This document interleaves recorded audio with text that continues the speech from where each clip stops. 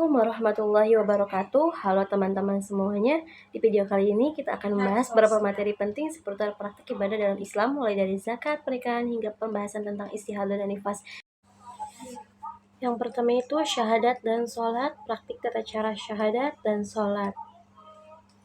Pengertian syahadat. Syahadat itu pernyataan iman seorang muslim kepada Allah dan Rasul-Nya. Ada dua kalimat syahadat. Yang pertama itu syahadat tauhid, yaitu kalimatnya asyhadu an la ilaha illallah. Yang kedua syahadat rasul wa asyhadu anna muhammadar rasulullah. Makna syahadat ini mengakui hanya Allah satu-satunya Tuhan, mengakui Nabi Muhammad SAW sebagai utusan Allah. Landasan utama keimanan seorang muslim. Praktik tata cara syahadat ini yang pertama mengucapkan dengan lisan, yang kedua itu membenarkan dalam hati, yang ketiga mengamalkan dalam perbuatannya, keempat dilakukan dengan ikhlas dan penuh kesadaran. Pengertian sholat. Sholat ini adalah ibadah yang wajib dikerjakan dengan ucapan dan gerakan tertentu. Sholat adalah tiang agama, meninggalkannya ini berdosa besar. Ada sholat wajib 5 waktu dan sholat sunnah. Tata cara sholat ini yang pertama niat, 2 takbiratul ihram, yang ketiga membaca Al-Fatihah dan surat pendek, yang keempat ruku, yang kelima itidal, 6 sujud, 7 duduk di antara 2 sujud, yang kedelapan ini sujud kedua, tahiyat awal, tahiyat akhir, salam, bacaan sholat, doa iftitah surat Al-Fatihah, surat pendek, bacaan ruku, sujud, duduk tahiyat, salam. Hikmah syahadat dan sholat ini, syahadat menguatkan iman dan tauhid. Sholat ini membentuk disiplin dan tanggung jawab, menenangkan hati, menjaga hubungan dengan Allah Subhanahu wa taala. Syahadat adalah pintu masuk Islam. Salat adalah tiang agama. Keduanya ini wajib dipelajari dan dipahami dan diamalkan setiap harinya. Teori puasa, zakat, haji, dan umroh. Islam sebagai agama yang sempurna telah menetapkan berbagai ibadah pokok yang menjadi sarana pembinaan spiritual, sosial, dan moral umat. Di antara ibadah tersebut ini terdapat puasa, zakat, haji, dan umroh, yang bukan hanya bernilai ritual saja tetapi juga memiliki dimensi sosial, ekonomi, dan kemanusiaan yang sangat luas.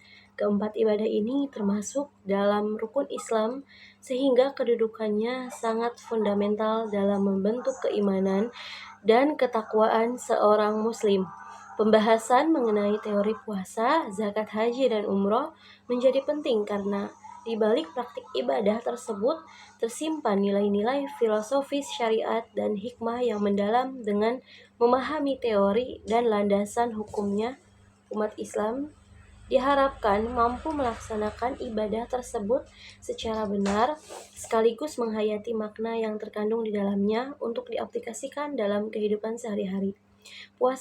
Puasa ini di dalam kitab Safinatul Naza didefinisikan sebagai inti dari puasa adalah menahan diri dari segala hal yang membatalkan seperti makan, minum, dan hubungan suami istri selama waktu yang telah ditentukan dengan disertai niat dalam hati. Rukun dan syarat puasa ini, yang pertama niat, yaitu tekad hati untuk berpuasa. Untuk berpuasa wajib niat harus dilakukan pada malam hari sebelum fajar. 2 ini menahan diri dari segala sesuatu yang membatalkan puasa, dimulai sejak terbit fajar hingga terbenam matahari. Syarat wajib puasa. Orang yang diwajibkan berpuasa ini harus memenuhi beberapa syarat. Yang pertama ini harus Islam, balik, berakal, mampu, dan sanggup melaksanakan puasa ataupun sehat.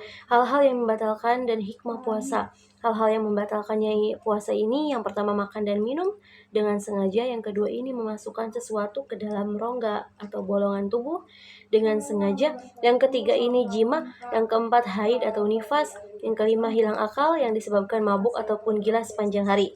Hikmah puasa ini, yang pertama melatih kesabaran, 2 mengendalikan hawa nafsu, ketiga menyucikan jiwa, keempat menumbuhkan kepedulian terhadap golongan miskin. Zakat ini secara bahasa berarti bersih ataupun suci, sedangkan secara istilah ini zakat.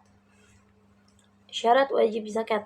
Syarat wajib ini mengeluarkan zakat. Yang pertama ini muslim yang merdeka, 2 balik dan berakal, 3 memiliki harta yang mencapai nisab, yang keempat hartanya sudah mencapai haul, yang kelima hartanya berkembang seperti hasil pertanian, ternak, emas, dan perdagangan. Jenis-jenis zakat ini yang pertama ada zakat fitrah, dikeluarkan pada akhir bulan Ramadan berupa makanan pokok sebanyak 1 sok. 2. Zakat mal, yaitu zakat harta yang meliputi emas, perak, hasil tani, binatang ternak, dan hasil perdagangan. Golongan penerima zakat ini berdasarkan Quran Surat At-Taubah ayat 60. Seseorang yang berhak menerima zakat ini terdapat 8 golongan. Yang pertama fakir, 2 miskin, 3 amil, 4 mu'alaf, 5 riqab, 6 gharib, 7 fisabilillah, 8 ibnu sabil. Haji ini secara bahasa adalah bermaksud menuju atau berkunjung, sedangkan secara istilah haji adalah menyengaja menuju ke Baitullah untuk melaksanakan amalan tertentu pada waktu tertentu. Syarat wajib haji ini yang pertama muslim, 2 berakal, 3 balik, 4 merdeka, 5 mampu secara fisik, finansial, dan keamanan perjalanan. Rukun haji yang pertama niat ihram dan mikat, 2 wukuf di Arafah pada tanggal 9 Zulhijjah, 3 tawaf di Ka'bah, 4 sa'i antara Safa dan Marwah, 5 tahallul cukur atau memotong rambut, 6 tertib wajib haji. Hal yang wajib haji dilaksanakan wajib haji itu yang pertama ihram dari miqat, wukuf di Arafah pada tanggal 9 Zulhijjah, 3 tawaf di Ka'bah, 4 sa'i antara Safa dan Marwah, 5 tahallul atau cukur rambut, 6 tertib wajib haji. Hal yang wajib haji ini yang pertama ihram dari miqat, 2 mabit di Muzdalifah, 3 melempar umroh, 4 menjaga larangan ihram. Jika salah satu wajib haji ditinggalkan maka wajib membayar denda atau dam. Umroh secara bahasa adalah menambah, sedangkan secara istilah ini mengunjungi Baitullah untuk melaksanakan amalan-amalan tertentu. Rukun dan waktu umroh ini yang pertama rukun umroh ini biat ihram dari miqat, tawaf, sa'i, tahallul. Jika tanpa pelaksanaan rukun-rukun tersebut maka umroh tidak sah. Waktu pelaksanaannya ini berbeda dengan haji yang hanya bisa dilakukan pada bulan-bulan haji, Syawal, Zulqaidah, dan Zulhijjah. Umroh ini bisa dilakukan kapan saja sepanjang tahun kecuali saat melaksanakan ibadah haji. Air dan najis. Dalam ajaran Islam, air ini menempati posisi penting sebagai sarana utama yang bersuci. Kesucian menjadi syarat sah ibadah, sehingga pembahasan mengenai air tidak bisa dilepaskan dari ilmu fikih, khususnya pada bab thaharah. Pada dasarnya, air ini bersifat suci dan menyucikan, namun dalam kondisi tertentu dapat berubah statusnya sehingga tidak bisa digunakan untuk bersuci. Karena itu, ulama membagi air ke dalam beberapa kategori seperti air mutlak, musta'mal, dan mustanajis. Selain air, najis juga menjadi bagian penting dalam fikih karena dapat menghalangi kesucian seseorang. Najis adalah segala sesuatu yang dianggap kotor menurut syariat, baik berasal dari manusia maupun hewan, dan wajib disucikan agar ibadah tidak batal. Pemahaman yang benar tentang air dan najis ini membantu seseorang muslim menjaga kebersihan, kesucian, serta kesempurnaan ibadah sehari-hari. Yang pertama, air dalam Islam. Air adalah sarana utama untuk bersuci, seperti wudhu, mandi, bersih-bersih. Ulama membahas detail tentang hukum air supaya jelas apakah air bisa dipakai untuk bersuci ataupun tidak.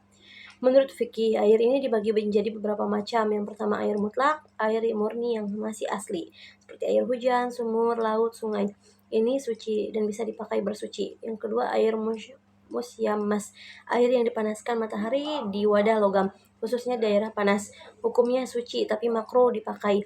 Air mustakmal, air yang sudah dipakai untuk mengangkat hadas, misalnya bekas wudhu. Hukumnya ini suci tapi tidak bisa dipakai lagi untuk bersuci menurut sebagian ulama. Yang keempat, air mutanajis, air yang terkena najis. Hukumnya najis dan tidak bisa dipakai kecuali jika najisnya hilang sama sekali. Kedua ini najis adalah segala sesuatu yang dianggap kotor dalam syariat dan harus dihindari, terutama untuk ibadah. Macam-macam najis. Yang pertama ini najis ringan, mukhafafah, seperti air kencing bayi laki-laki yang belum makan selain ASI. Yang kedua najis sedang, mutawasithah, seperti darah, nanah, bangkai, kecuali ikan dan belalang. Minuman keras. 3 ini najis berat, mughalazah, seperti anjing dan babi serta keturunannya. Ke teori hubungan air dan najis ini, jika air 2 kullah lebih atau lebih, kira-kira 270 liter menurut sebagian ulama. Maka kalau terkena najis tapi tidak berubah rasa, warna atau bau, air itu tetap suci. Kalau airnya kurang dari 2 kula, maka jika terkena najis otomatis jadi najis meski tidak berubah sifatnya. Menurut jumhur ulama, jika salah satu sifat air berubah warna atau bau ataupun rasa karena najis, maka air itu najis, baik banyak maupun sedikit. Air dan najis adalah pokok penting dalam fikih toharoh. Air pada asalnya ini suci dan bisa digunakan untuk bersuci, namun dapat berubah status jika terkena najis. Najis sendiri terbagi menjadi ringan, sedang, dan berat, dengan hukum penyucian yang berbeda dengan memahami keduanya. Seorang muslim dapat menjaga kesucian diri dan ibadahnya sesuai syariat. Taharah di dalam Islam ini memahami konsep wudhu, tayamum, dan mandi. Wudhu adalah tindakan bersuci yang wajib dilakukan sebelum melaksanakan sholat dan beberapa bentuk ibadah lainnya. Ini adalah cara membersihkan anggota tubuh tertentu menggunakan air suci lagi menyucikan. Niat dan basmalah memulai dengan niat tulus dan menyebut nama Allah. Basmalah ini mencuci tangan dan mulut, mencuci tangan hingga pergelangan, berkumur-kumur dan memasukkan air ke hidung. Mencuci wajah dan lengan, mencuci wajah secara merata, kemudian mencuci kedua tangan hingga siku, mengusap kepala dan kaki, mengusap sebagian kepala, dan mencuci kedua kaki hingga mata kaki. Dilakukan secara berurutan ataupun tertib. Syarat utamanya ini menggunakan air yang suci dan mensucikan, serta memastikan tidak ada penghalang air mencapai kulit. Misalnya ini cat kuku. Wudhu tidak hanya membersihkan fisik, tetapi juga bertujuan untuk pembersihan spiritual dan persiapan mental untuk berinteraksi dengan Sang Pencipta. Alternatif saat air tiada tayamum adalah keringanan yang diberikan dalam Islam sebagai pengganti wudhu ataupun mandi wajib ketika air tidak tersedia, atau penggunaannya dapat membahayakan kesehatan, misalnya karena sakit. Yang pertama ini kondisi yang membolehkan tidak ada air sama sekali, air terlalu jauh, atau hanya ada air dalam jumlah yang sangat sedikit untuk minum atau kebutuhan vital, ataupun sakit yang menghalangi penggunaan air. Media pengganti menggunakan tanah atau debu yang bersuci bersih dari najis yang menempel di permukaan batu, dinding, atau tanah. Yang ketiga, tata cara pelaksanaan pengusapan wajah dan kedua telapak tangan hingga pergelangan dengan debu suci dilakukan setelah berniat. Hanya dilakukan 2 usapan. Sungguhnya debu yang baik itu adalah alat bersuci bagi seorang muslim, walaupun ia tidak menjumpai air selama 10 tahun. Hadis riwayat Tirmizi. Pembersihan total menyucikan diri dari hadas besar. Definisi dan kewajiban mandi wajib atau ghusl adalah membersihkan seluruh tubuh dengan air untuk menghilangkan hadas besar seperti junub, haid, ataupun nifas. Sebelum sholat, rukun wajib niat dalam hati, meratakan air ke seluruh anggota badan termasuk kulit kepala dan sela-sela rambut, dari ujung rambut sampai ujung kaki. Perbedaan dengan mandi biasa, mandi wajib adalah ibadah yang memerlukan niat tata cara tertentu, dengan berbeda mandi harian yang bertujuan membersihkan kotoran semata. Kesucian menyeluruh adalah tujuannya. Istihadah, wiladah, dan nifas. Pengertian haid dalam kitab Safinatun Najah disebutkan, haid secara istilah adalah darah tabit yang keluar dari kemaluan perempuan yang sehat, bukan karena melahirkan atau sakit pada waktu tertentu. Darah ini merupakan tanda balik seorang perempuan dan bagian dari fitrah Allah yang ditetapkan Allah. Batas waktu menurut mazhab Syafi'i, minimal haid 1 hari 1 malam, maksimal 15 hari 15 malam. Kebiasaan ini pada umumnya itu 7 hari masa suci, minimal antara 2 haid 15 hari. Apabila darah keluar kurang dari 24 jam, maka itu bukan haid tapi istihadah. Jika lebih dari 15 hari, maka hanya 15 hari pertama dihitung haid, sisanya dihukumi istihadah. Ciri-ciri haid: darah haid biasanya berwarna hitam pekat, kental, memiliki bau menyengat, disertai rasa hangat atau sakit perut bawah. Hukum perempuan haid. Hukum perempuan haid: perempuan yang haid tidak boleh sholat dan puasa, tawaf di Ka'bah, itikaf di masjid, menyentuh atau membaca mushaf Al-Quran, melakukan hubungan suami istri, namun boleh berzikir, berdoa, dan mendengarkan bacaan Quran. Pengertian istihadah dalam Safinatun Najah: istihadah adalah darah yang keluar di dalam waktu haid dan nifas. Darah istihadah adalah darah penyakit, bukan darah tabit serta haid atau nifas. Ia keluar karena adanya gangguan pada pembuluh darah rahim. Ciri wanita perbedaannya: warnanya pucat atau kekuningan, tidak berbau menyengat, tidak kental seperti darah haid, tidak menyebabkan nyeri hebat. Cara membedakan dengan haid yaitu dari waktu keluarnya. Jika keluar pada masa haid, maka dihukumi haid. Jika di luar itu, maka dihukumi istihadah. Hukum perempuan istihadah: tetap wajib ibadah seperti orang suci, wajib sholat dan puasa, boleh membaca Quran dan berhubungan suami istri, tapi wajib menjaga kebersihan dalam berwudu setiap masuk suatu sholat. Dalam fikih disebut yang memiliki hadas terus-menerus. Pengertian wilada ini secara bahasa melahirkan. Dalam fikih wilada adalah darah yang keluar bersamaan dengan lahirnya bayi. Dalam Safinatun Najah tidak dijelaskan secara khusus.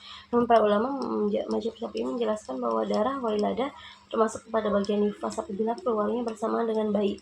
Hukumnya jika darah keluar bersama dengan bayi maka dihukumi nifas. Jika darah keluar sebelum bayi lahir maka itu istihadah.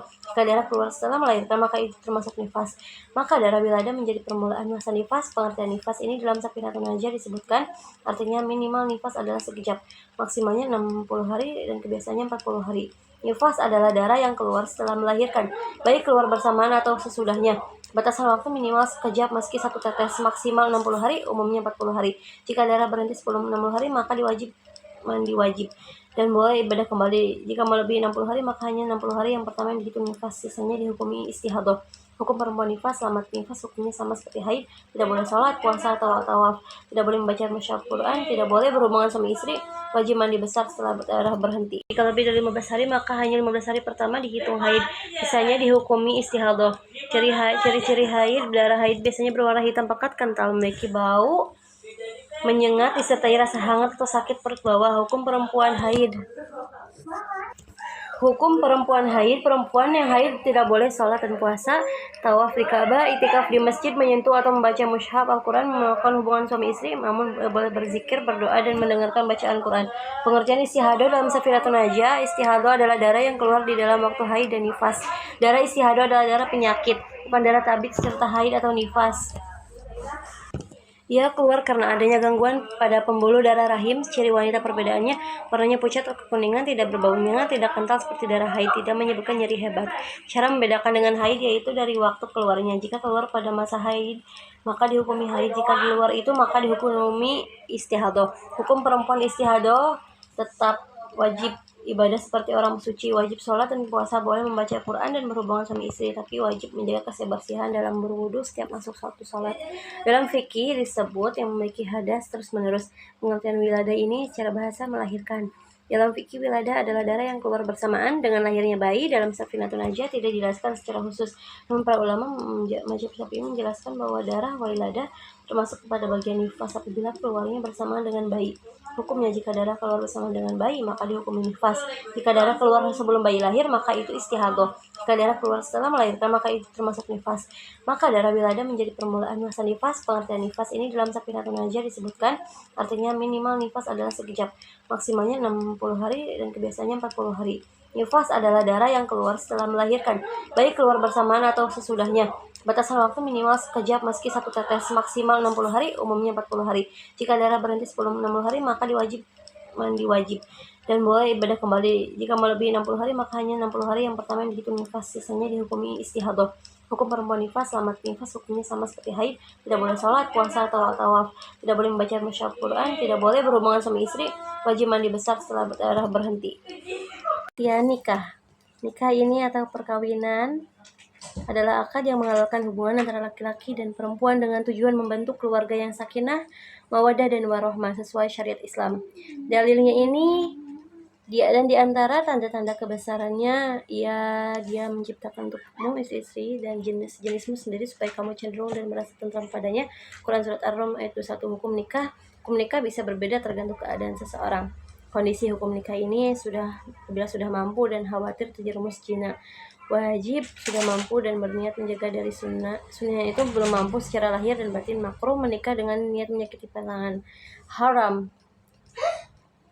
Syarat dan rukun nikah.